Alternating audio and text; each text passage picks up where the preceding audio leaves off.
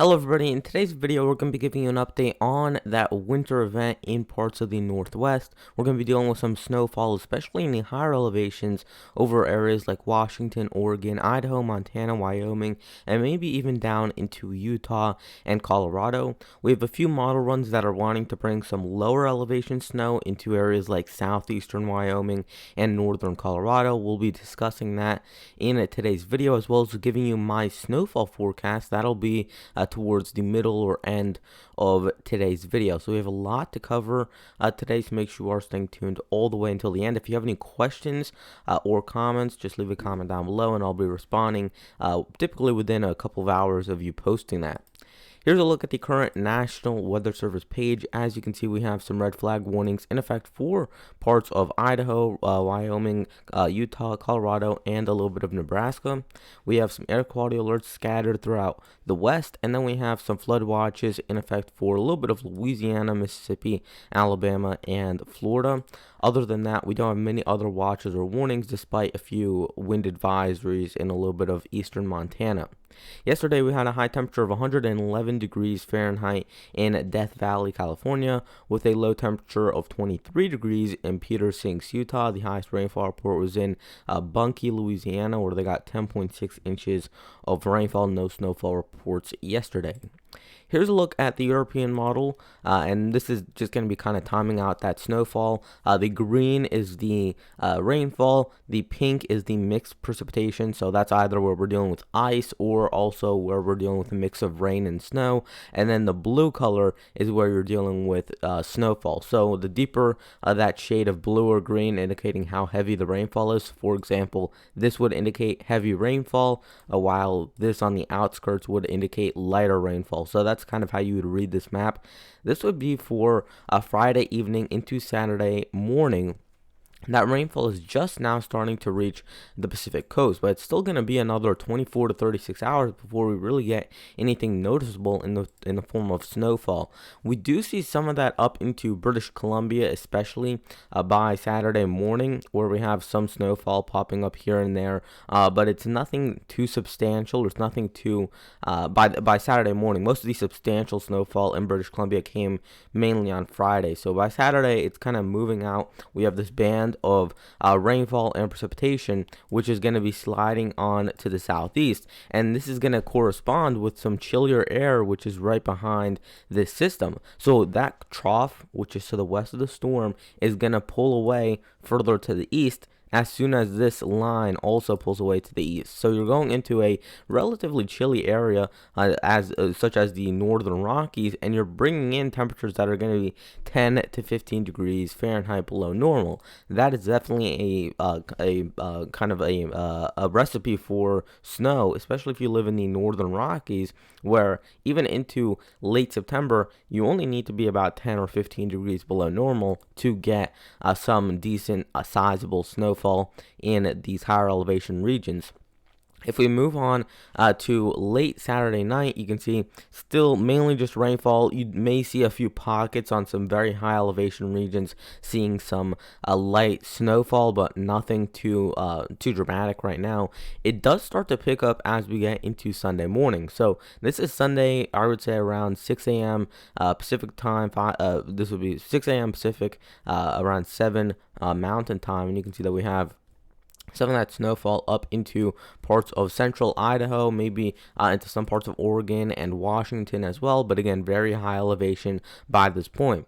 You will start to see it get a little bit more widespread, even into some of the valleys in central Idaho. So what you're seeing here is in the pink, that's generally the outlines of some of the valleys in between high elevation regions in central Idaho, and then the high elevation areas, the areas that are closer to 10,000 plus feet up. That's where you're dealing with some of that snowfall in the blue color. So you can really almost use this as an elevation map. You're going to need to get a few thousand feet up in elevation to get this snowfall. And the valleys where you're having warm air above and cold air sinking down, that can be a recipe for potentially some ice development or also some some potentially wintry mix into those areas. So you're going to probably see solid snow on the top of these mountains, and then you go down a few thousand feet or a couple thousand feet, and it gets a little bit more messy, where you're dealing with more of the mixed precipitation, more of the ice, and that could cause some issues, especially since some of these highways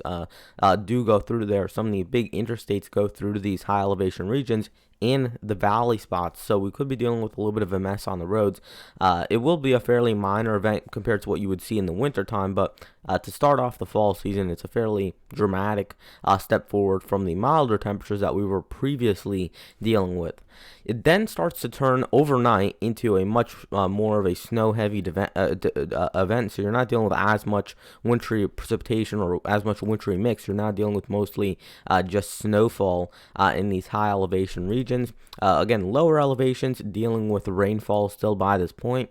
Then by late on Sunday night into early on Monday morning, so the 19th into the 20th, you're dealing with, in some parts of Yosemite, so into northwestern Wyoming, northeastern Idaho, southern Montana, potentially dealing with a little bit of snowfall up in there. Some of these areas here are getting up near 12,000, 13,000 feet up, so that's very, very high, and that's why you're dealing with that snowfall.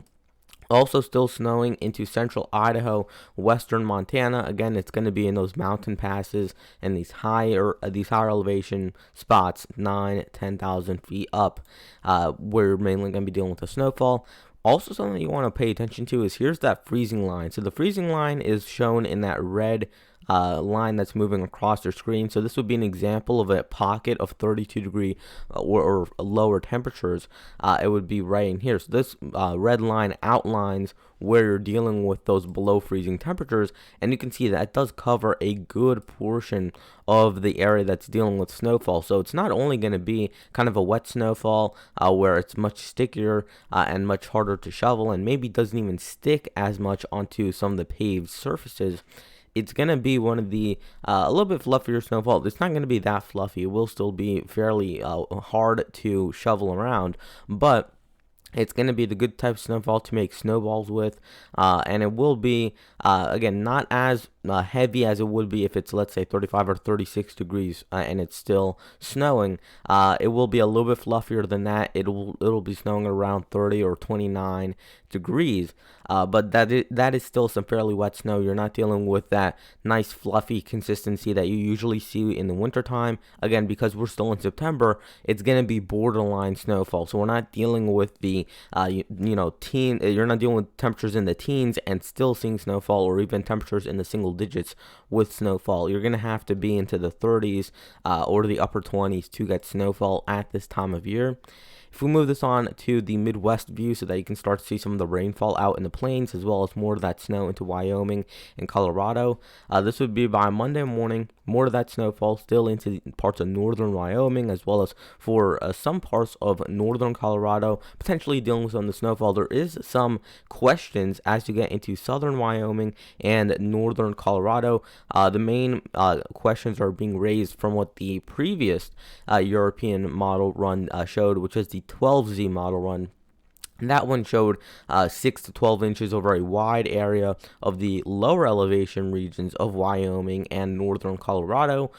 It doesn't look too likely as of now, but we will be talking about that in just one moment. So that's why on the thumbnail, which you saw, which is this right here, that's why I put big questions up into southeastern Wyoming and northern Colorado, because again, we still do need to figure out exactly what's going to happen over that region.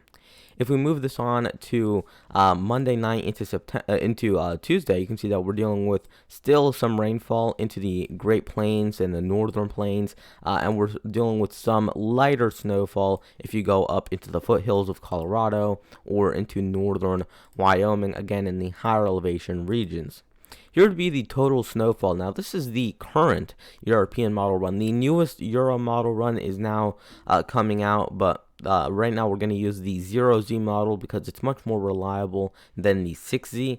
And if we look at this, you can see that we do have Anywhere in that gray color, up to 2 inches, 2 to 6 inches of snowfall in the blue, 6 to 10 inches in the purple, and then in the pink, that's where we're dealing with 10 plus inches. So if you live up in British Columbia, if you plan on going into some of the mountains to go skiing, especially for between the 20th and I would say beyond then, you'll probably have some fresh snowpack up into that area. We're dealing with closer to 25 to 50 inches of snowfall, of new snowfall into those areas. And that's added on to what's already in those areas. Since most of that snow does not melt during the summertime, it actually kind of just sticks there. Some of it, of course, does melt, but it's not going to melt that much. So you have pretty much year-round snowfall up into British Columbia, and that's the same for parts of Washington, as well as parts of Idaho as well, where you have year-long snowfall, as well as parts of Wyoming. So some of these areas have, again, snowfall throughout the entire year, and this is just adding on to whatever snowfall is still there. You can see that the main event for the United States is going to be into central Idaho, as well as Montana and northwestern Wyoming, where we're dealing with a good area, dealing with 2 to 6 plus inches. And again, some of these higher spots could be dealing with 6 to 10 inches. I would not even rule out a few areas in the U.S. getting up near 15 inches of snowfall. Looking at the previous Euro model run, which would be the 12Z run, you can see that this is where the big discrepancies come up with what the previous European model was showing.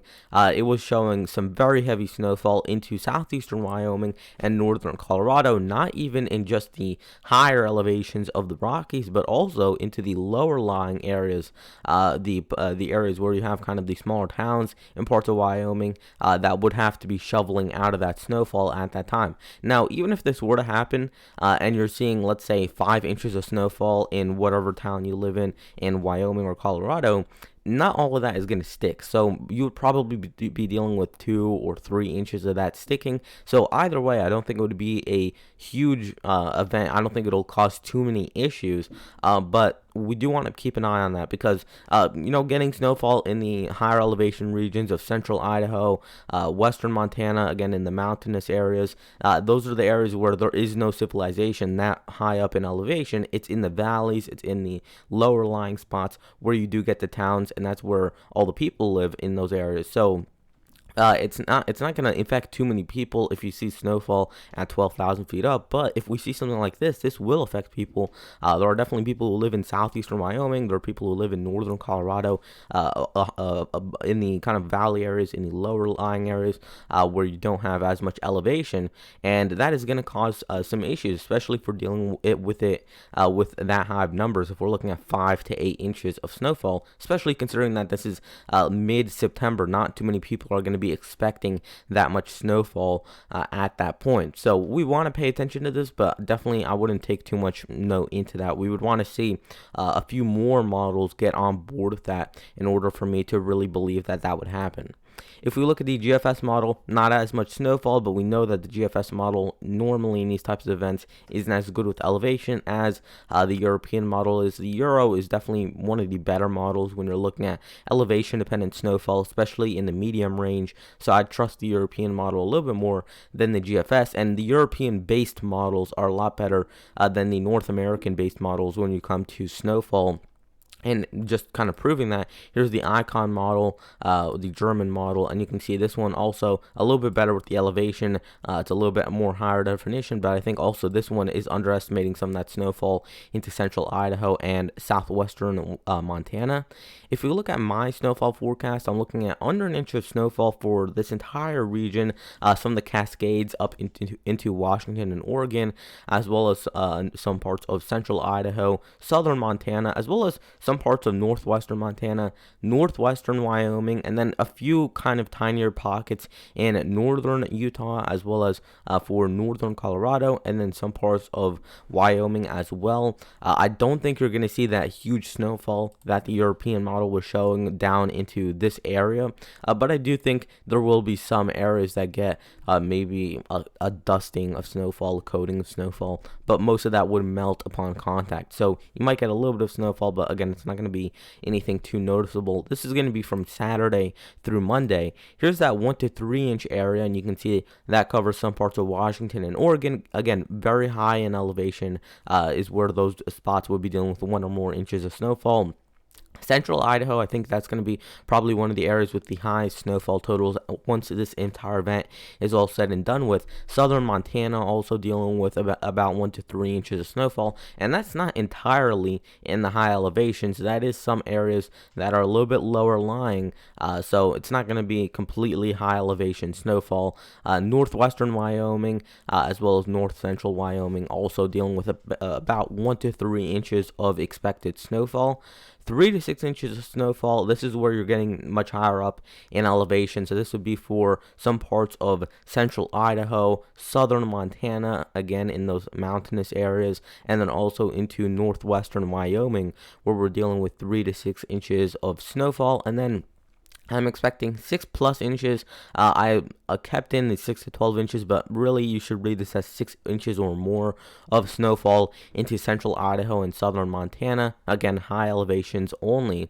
And again, I'm not going to really put a top number on this. There could definitely be some spots that get 15 inches of snowfall, but I'm not going to be able to pinpoint that, of course, this far out. So we're still about 4 or 5 days out from the storm. I'll probably have a few more updates on this event, especially if what was expected to happen according to the 12Z model is showing is actually going to happen. If that does end up happening, then I'll definitely have more coverage on that.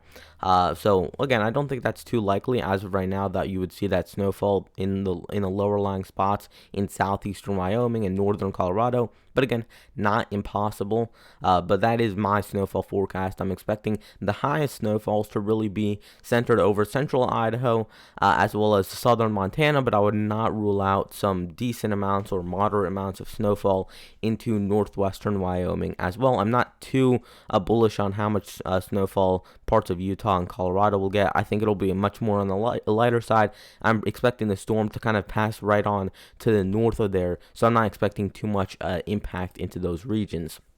Now let's start talking about the upper air setup for this event, because of course this is really important to look at when you're looking at snowfall events. You could always look at the surface maps, and those are going to change model run to model run, but I like to look at the upper air maps. It does give you a good understanding of what's happening. You can see that looking at the Canadian view, I like the Canadian view. I've been kind of using it a little bit more because especially for these snow events, which normally are going to happen in the northern half of the United States, you can see that still on this view. And then you can also see what's happening up in Canada, which usually is driving what's happening down in the US. So you can see that we have a trough off the shore of British Columbia. This is the start of that precipitation, whether that come in the rain of whether that come in the rain, whether that come in the form of rain or snow in parts of British Columbia, Washington, and Oregon.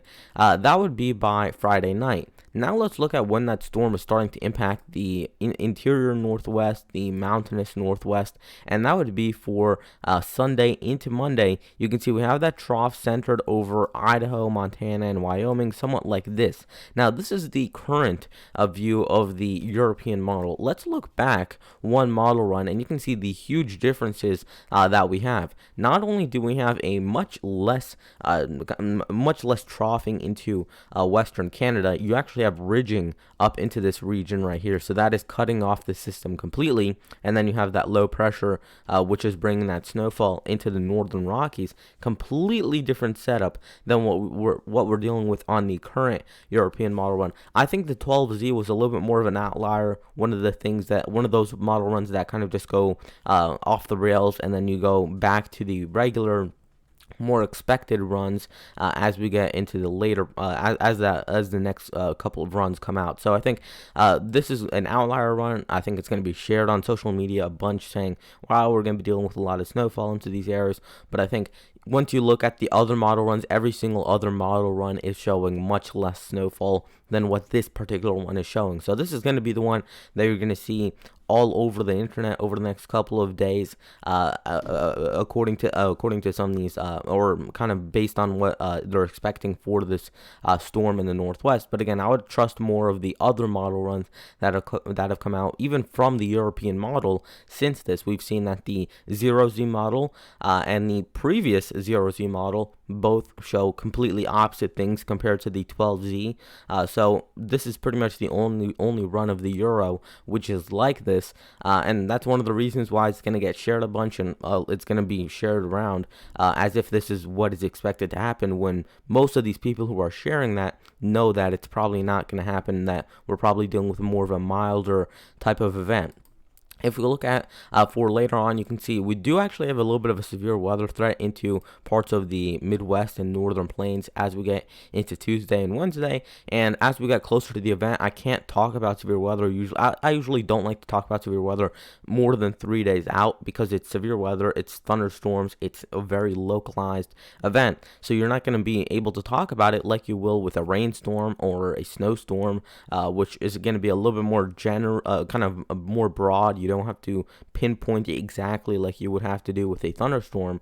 So if we're going to deal with thunderstorms into this area, I'll probably reserve that to talking about it in the next couple of days, just because we are still about 4 or 5 days out from this event. And then if we look at the actual temperature anomalies, you can see why this is happening, why that snow is occurring. It's because in that green color, you're dealing with 8 to 16 degree below normal temperatures over that entire part of the Northwest, and that goes all the way from Washington to Colorado, Kansas, and Nebraska. So a fairly wide area where we're dealing with some of that below normal temperatures. And that'll eventually spread also into the northern plains, the central plains, if you're one of those people who like the cooler temperatures. So that'll eventually move in there. And we're actually going to start to see some of our first 30 and 40 degree temperatures of the season up into this area. So we're going to start to see potentially our first frost and our first freezes of the year within the next, I would say, 2 weeks or 3 weeks in these spots. So definitely starting to cool down. We're definitely starting to see some of the effects of fall into these areas. If you did enjoy today's video, make sure you leave a like and subscribe. I do make daily videos, so if you enjoy this type of content, again, I'll be producing these type of videos pretty much every day for you guys, and we'll have definitely a couple more updates on the snow event. So that is going to wrap it up for today's video, and I'll see you guys in the next one. Goodbye.